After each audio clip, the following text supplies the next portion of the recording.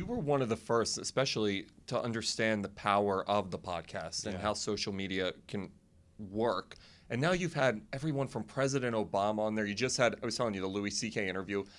He's so hard. I've been on a million red carpets. You never see Louis C.K. So to have him sit down for an hour, hour and a half is pretty freaking awesome. Well, we're old friends, you know, and certainly there's a few people over my life that I've become, you know, Louis and I are close. And I think, you know, he wanted to talk about that Horace and Pete project specifically.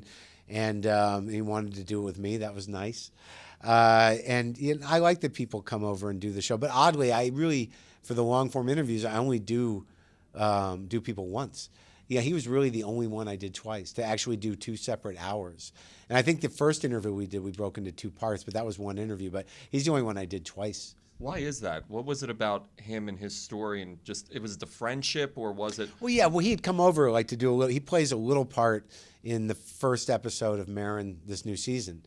Like he's the voice on the phone. That's actually Louis' voice on the phone. I wanted him to actually be in the show, but he didn't have time. So I talked him into at least doing a phone call.